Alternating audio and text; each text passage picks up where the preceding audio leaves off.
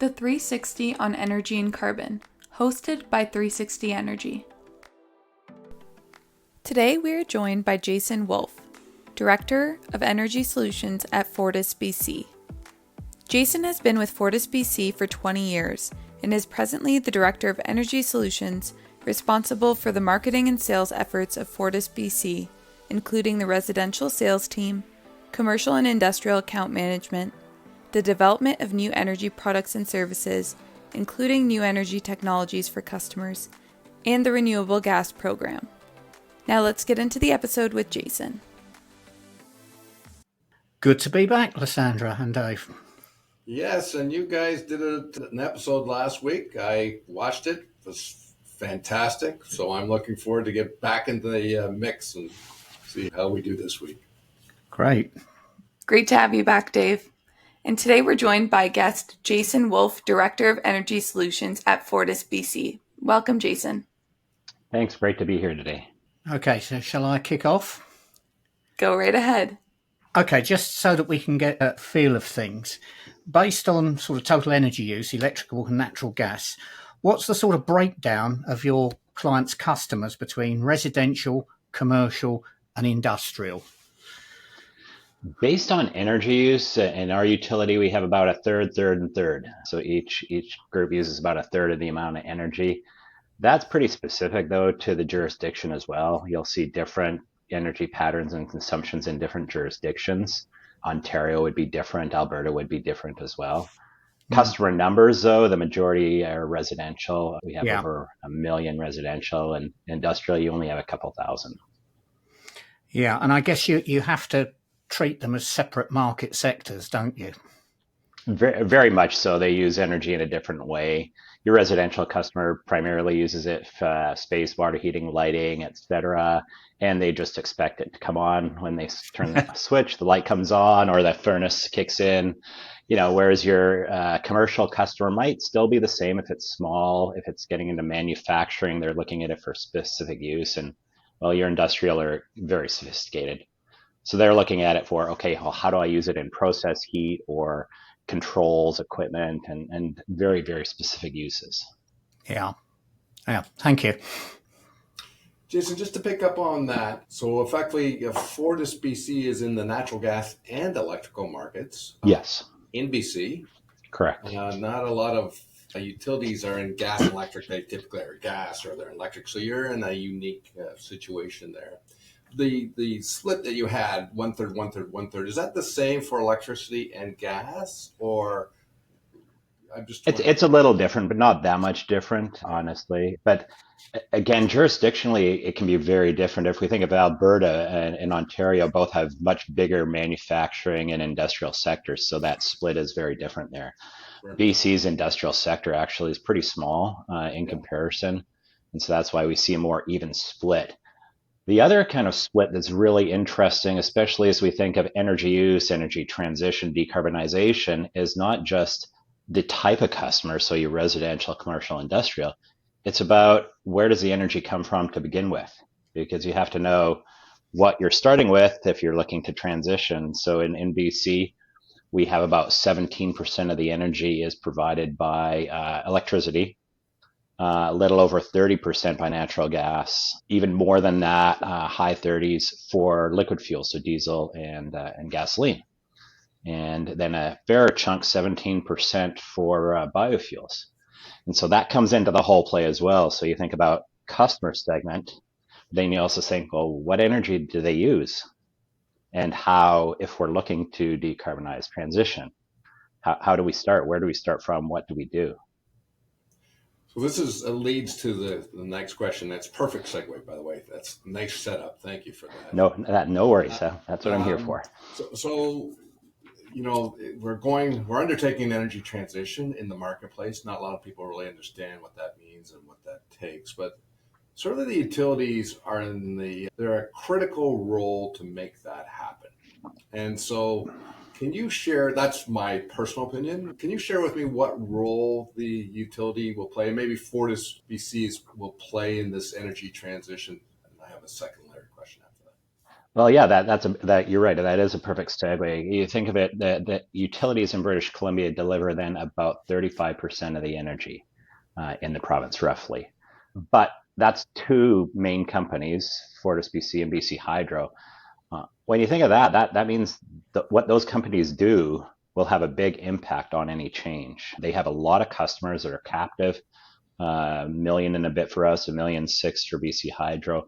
They have communication tools. They can communicate, work with those customers on programs, whatever it might be. And that's very different than the other markets for liquid fuels and for biofuels, because those are very fragmented and segmented. And there's not one single, entity then that can sway a million customers or, million homes or businesses that utilities can. And so they do have a unique position, but they're also, the other component is they're very necessary to keep the lights on and to keep the economy running, that they continue to provide that energy through this transition. And so you can't do anything too quickly either, because all those assets, the pipes, the wires have been around for a while. They're expected to be around for a while, delivering reliable energy. And so any transition has to consider that. But I don't think you're going to do any transition without, solid support of utilities. This is across North America. I would suggest that you need that to really move any transition. And can you share with us then, the second line question is, what are the changes that are occurring in the utility world, or what's the transition that's occurring with FortisBC to advance the energy transition? Can you share with us? Sure. That perhaps the biggest change across North America is there's a significant push for electrification as a tool to decarbonize. And we talk about that with respect to vehicles, so electrifying vehicles, cars, trucks, etc. We're very familiar with that from the standpoint of the vehicles themselves, not so much of what it takes to deliver that electricity, but then also to decarbonize buildings, decarbonize industry that currently would use natural gas. And if you think of that, that's very significant. In BC, I talked about that kind of split between the energy forms. To decarbonize, or to move everything from liquid fuels and natural gas to electricity, means you have to shift 68% of the energy demand from those two forms to electricity. And that's a tall task as an electricity operator ourselves, to put the infrastructure in to do that. That's a 5 times, a quintupling of the size of the electrical grid. And that kind of challenge is apparent everywhere in North America. And you've probably read a lot of articles lately across Canada anyhow about how are we going to do this? How are we going to not only decarbonize the electric grid, which in BC has already happened, but decarbonize the grid and then add to it, in some cases 5 times or 3 times or 2 times the grid in a very short span of time. So these are big challenges that we're facing. And so we're looking at it not just as a way of, okay, well, how can we expand our electric grid and serve more uses, manage cars that are coming on, and if more buildings come on, but then what can we do with our gas grid? Because in the winter, the gas grid is a primary energy delivery vessel in the province, not the electric grid. And so you're going to need both. And that means finding ways to decarbonize the gas grid. And as you said, not only the mass or the vast growth that's required, but the speed and expectation is a speed that I think, formerly I was from a utility myself, the speed is probably, it's not something that's ever been done historically in the utility industry. So, no, utility industries are thought of as being quite boring. You have these assets that you put in and you expect to be there for 40, 50 years. A dam is 80 or 100 years. yes. You don't build out a system to have a lot of extra capacity because it's very costly to do so. So you build it out to have a little growth and accommodate some new customers, but not too much. And then you plan for long term. We put in these things called resource plans in front of our regulator, and that's looking at 20 years out to what is now about 25 years, hitting 2050, and net zero plans to fundamentally change the energy delivery systems is I don't know, Herculean task, to say the least.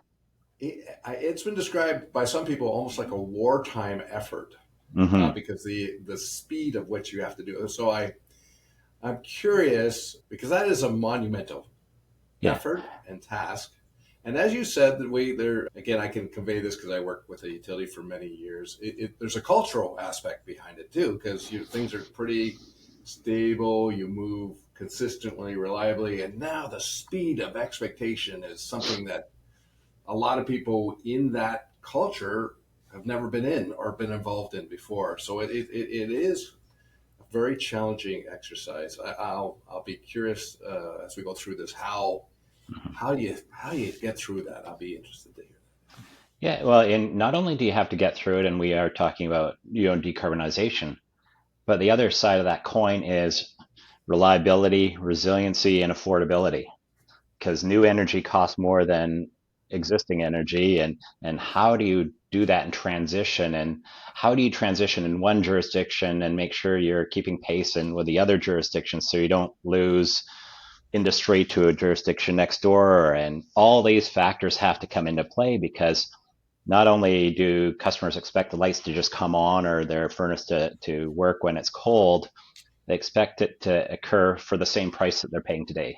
Yes, yes. I better hand it over to John, or else I'll just keep on asking questions. Yeah, you will. I'm actually just going to rewind us just a little bit because you made a comment, Dave, about, oh, do people understand what the energy transition is? And I think this would be a good opportunity to ask Jason, how would you describe the energy transition? What is it and why do we need it?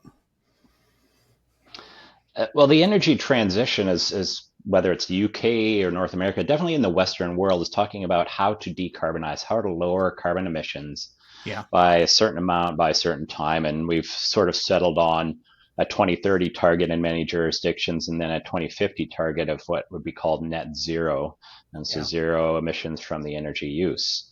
But across the world, 82% of the world's energy is provided by fossil fuels. And if you're looking to then transition or lower emissions, that means moving from that use of that fuel to something else.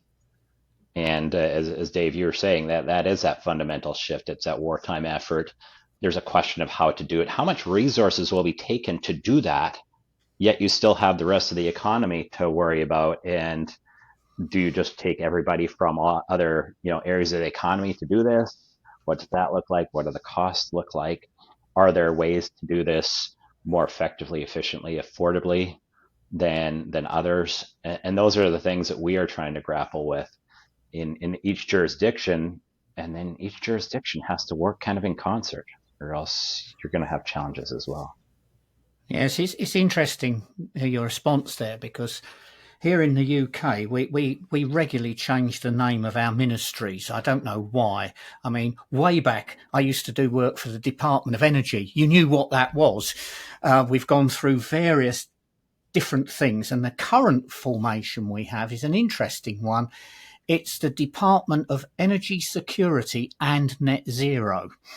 And this is a post-Ukrainian ministry. Right. And equally, just for a bit of context here, we are experiencing in the UK a degree of pushback on net zero, even to the point that it has been suggested by certain newspapers in this country that we should have a referendum on it.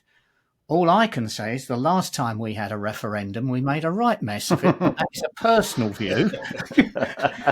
That's a whole other podcast topic. That's a different podcast. And one of the reasons we made a mess of it was because people didn't understand what the issue was. So we really shouldn't do it on that. But anyway, that aside, and as you say, we can have fun with that at some time. But can you provide us some examples of what FortisBC is doing as part of this transition? Sure, but I'm going to actually take you a step back and comment on the public and what they think, because that is, I think, a real significant issue that we face everywhere. In that those that are in the industry understand what it means. We can articulate it. We can understand maybe what it takes. And we at Fortis have done many studies to look out to 2050 and how we get there. So we understand it very well, what this takes. but I don't think the public understands it. If you survey the public, they will say that they want to decarbonize. They say they support the targets for 2030 or 2050 on overall, but they don't know how you're going to get there, and you shouldn't expect them to either. They're not in the industry. They expect either government or industry to figure that out. The challenge, though, is they expect them to figure it out and have no cost to impact to them and have no impact to reliability or resiliency or anything like that. In other words, I want to turn on the light and it works for the same price today as it is, will be in the future. And that's the real challenge. So, I did want to comment on that because you have to work within. You were talking about referendums and things like that. We haven't quite got to that point here, but we're starting to see some questions that are coming up in the news media just about how we're going to do this. Yeah. Because it's one thing to state it, it's another thing to implement and to do it within that time frame. And so, we've got to be careful as industry too. We're not a crown corporation as FortisBC, but we do, have to work within legislation and targets that are set as well. We have to be careful that we can still provide that energy to customers and not mess up along the way. So that's a long-winded answer before I even get to your question of what are we doing. Right. So let's jump into that. A number of things. Utilities do some pretty traditional things, which I would call energy efficiency type programs, or in regulatory speak, demand side management. And we've been doing that for ages, where you're encouraging customers to just be more efficient in their energy use. That's the fastest, lowest hanging fruit way to reduce emissions. Just be more efficient, use less energy, and that will get you there no matter what energy form you are looking at. As I said, on our electric side, our energy comes in FortisBC all from dams, so it's very, very low emissions. There's no thermal generation. On our gas side, though, that's perhaps a more interesting area because, well, that is natural gas. It's methane. Either when methane is emitted, it has a carbon intensity, or if it's converted to heat and CO2, it's got a carbon intensity. So what are we doing there? A number of things, actually. We are the first North American utility to have a renewable natural gas program. That started a little over, I think we're nearly 12 years now. And, we started that as a response to both a changing policy environment, but customer interest and looking for something that was lower carbon. We're doing a smaller pilot program on carbon capture. So carbon capture actually at the appliance level, not at a coal plant or a gas-fired electricity plant. So we're doing something like that. And we're always looking for solutions like that too that can meet our customer needs. In the case of renewable gas, it's pretty nice because the customer doesn't have to do anything. They don't have to change out to, say, an electrical heat pump to get emission reductions. We change out what goes into the pipe. With something like a carbon capture unit, that's a bolt on, in a sense, to an existing boiler. And so they don't have to do that much different as well. So we're trying to find solutions like that where we can utilize still that gas grid that provides that a significant amount of energy in the province. And especially on those cold days, it delivers about twice the amount of energy as the electric grid. So you can utilize that and keep the buildings heated and industry humming, but find ways to reduce those emissions. Yeah, that's really interesting there, because you said earlier on, there's the drive for electrification, but we do have in most jurisdictions an established pipeline network that if we went all heat pumps and everything else, we would have a redundant network. But we then start getting into the arguments, don't we, or the discussion of hydrogen, biogas, whatever, and all that gets very complicated. And again, I think going back to your earlier point, many of the end users can't understand the difference. And perhaps, it's a good question. Do they need to? I don't think they do. It's complicated. It's very difficult. And you shouldn't expect anybody to. We've got to a point in our society where we aren't foraging for wood to heat our homes or anything like that. Yeah. That component of our life has gone away. We turn on the light. We adjust the thermostat for heat. For our society to work and for industry to function, that has to continue. So I think it is incumbent upon the experts in the room to figure out a way to find a solution, and also then work with the policy side to go, here's something that will work. You set a target, but we have to find a pragmatic, logical way to get there. And it sounds like complicated, and it is. How do you put renewable gas into the pipe? How do you put hydrogen? What does that look like? That's what we're here to figure out and sort out so that the consumer can still just adjust that thermostat and have the heat come Right. on, yet it's coming on with lower emissions than it would have otherwise. Okay. Yeah. Interesting. Just picking up on that, Jason, and so my understanding in BC, you are a jurisdiction that actually, I think you require, isn't it mandatory that you need 5% of your renewable gas to be renewable energy? Is that correct? Not by law yet. There's policy, which is they are looking at a greenhouse gas reduction standard. So something where we will be legislated actually to have a certain amount of reduction. But we do have legislation that permits us, doesn't force us, but permits us to use a certain percent of renewable gas, and thereby it compels the regulator, says to the regulator, you must approve this. So that allows us to purchase a certain amount of energy, and it works out to be about not quite 15% of renewable gas in our system. So we're allowed to go out and procure that and get that approved by our regulator as a result. Now, let's benchmark that. That's actually higher than I thought. And truthfully, I'm not trying to float in. That's pretty impressive. Mm-hmm. How is that in comparison to other jurisdictions? Extremely high. Quebec actually has some and they're a little bit less, but they're following very much in similar footsteps now and are actively in that market. Other than Quebec, I guess, and BC, no other North American jurisdiction has the same expectations or legislation that permits that. Even California and New York, they're restricting use, but they're not requiring a lower emission gas type products in there. So in BC, I would say we are at the forefront in North America of that. That's what I thought. Now, here's a question for you, because it's admirable to do that and quite important to do that. But I suspect there's really good business reasons to do that as well. Has it been beneficial, or is that a cost implication to you guys taking it? Certainly there's some opportunity if we as a utility own the production facilities, and certainly our shareholder would like that. We earn a return on that, a regulated return as our regulator would allow, and that does permit that. So we do own a couple facilities right now. They're small in comparison to what we have coming on. We have contracted as coming from third parties, and so in that case, it is just a flow through. There's no earnings that we make on that. We purchase it for a certain amount and we sell for the same amount. Okay. Why I'm bringing this up, and this is consistent with all our podcasts and the stuff we're doing, is our messaging to clients, and I'm talking about end use clients, is actually when you undertake this effort, most of the time it's just good business. It's just you can make a good business rationale, and there's economic benefits if you do it and do it well. So I was kind of curious from the utilities perspective how that came about. Okay, I'm going to, my next question is, and you may have touched upon it before, but if you could, let's do this again. How are BC utilities different from Alberta versus Ontario? Can you kind of enlighten what makes you different in the markets, if you could share from your perspective?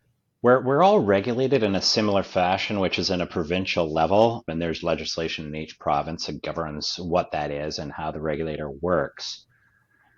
I think a lot of it comes down to policy direction, though, as well as energy makeup in those provinces. And perhaps the most starkest, the greatest difference between two provinces on the energy front probably is BC and Alberta that are next door to each other.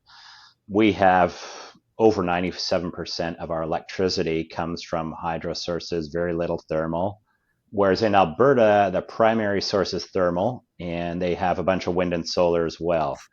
But policy direction in Alberta doesn't yet support something like renewable gas. So we buy renewable gas actually from Alberta, from a variety of suppliers, feedlots and things like that, agricultural sources. But there isn't legislative support for the utilities in Alberta to bring that in yet. Now we do see that sort of starting to change a little bit now, but there isn't that support. In Ontario, there's starting to be some support. We actually, again, buy renewable gas from Ontario because they weren't quite there yet. Now they're starting to look there.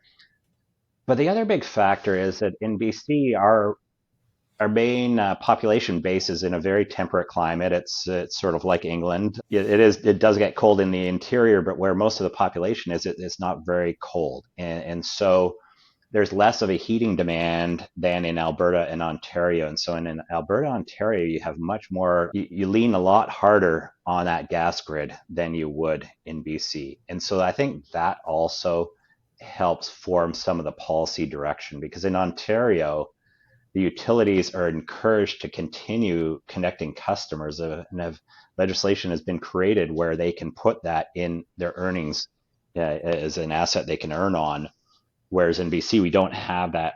Obviously, we're still allowed to connect, but we don't have that explicit encouragement to go and connect that occurs in Ontario. And I think that's because it's colder. You're going to need that gas grid in a different way than you do in a more temperate climate. Okay, thank you for sharing that. That was a great answer. Well, Jason, thank you so much for an excellent episode. To end this episode off, what is the biggest takeaway for our listeners? Biggest takeaway for listeners is that there is no silver bullet solution to decarbonization. We are going to need every tool that we can find in that toolbox, and we shouldn't discount any. You think the gas grid, well, that is methane, carbon source, but what can we do with that? Can we find ways to lower that emission? Is that a lower hanging fruit than something else? What do we need to do with the electric grid? We're going to need everything possible, and we should be very open to solutions that way, because we do need to keep the lights on. We need to deliver energy reliably, and we have to do so by keeping the cost down as well to consumers. Thanks, Jason. John, what's your biggest takeaway? I have a couple of things that I found interesting, and I think Jason's comment about we've got to trust the experts in the room. I'm slightly worried sometimes about who's in the room, but I do take on board. I think what is interesting and is a takeaway, and Jason said it's for residential, that they want the lights to come on and they expect it to be the same price or cheaper. I actually think that many commercial and industrial customers want the same as well. Perhaps, they just view it as that's what it's going to be. So what it says to me, my takeaway is it's going to take quite a lot of work from those that know what's going on to make the energy transition work. Thanks, John. Dave, what's your biggest takeaway? I'm going to pick up on what John said, but relate it to certainly what Jason was saying. Jason, you want to know, we've done, I think, over 60 some odd podcasts, and one person who stated that it won't be shot. It won't be one silver bullet. It will be buckshot. It will be a variety of, and you reinforce that.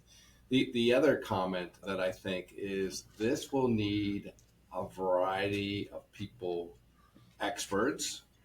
And by the way, those experts even might be customers that have expertise in how they use energy to help solve this problem. And you kind of opened my eyes, because you were talking about buying renewable energy from Ontario, and I'm like, wow, I didn't. So that means it has to be a total solution. You can't be just isolated, just strictly thinking of, Ontario. We're going to have to, as a country, work collectively to make sure that we come up with the best solution, whether it's to come for a solution that helps BC and Alberta and Ontario. So I think you kind of opened my eyes, because my experience in my past with the utility industry is we tend to be very insular, but you just described to me how it's more broader scale, and I'm pleased to hear that seems to be integrated going forward. All right. Thank you so much, Dave, John, and Jason, for your time today. It's been a pleasure. Thanks very much. It was a pleasure. Thanks, guys. That's all for today's episode of the 360 on Energy and Carbon podcast. Thanks for listening. Make sure to check us out on our website at 360energy.net and follow us on LinkedIn at 360energy Inc. Tune in to our podcast on Apple Music, Spotify, Anchor, or other listening platforms by searching the 360 on Energy and Carbon. You can watch the video recording and subscribe on YouTube at 360 Energy Inc. Email us your feedback at podcast@360energy.net or comment on our LinkedIn posts. See you next week.